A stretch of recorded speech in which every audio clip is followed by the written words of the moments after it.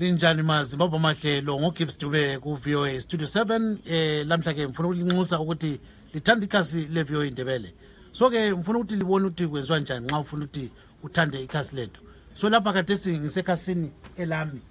lapha kubhala ukuthi Gibbs Dube. Liyabona lapha kubhala Gibbs Dube So nxa ukuthi ufuna ukudinga iVOA Ndebele okwenzayo ke usiyafika lapha uthi ku search yakho uthi mfi ungavela uthi mfi khona lapho ke sutype uthi VOA Ndebele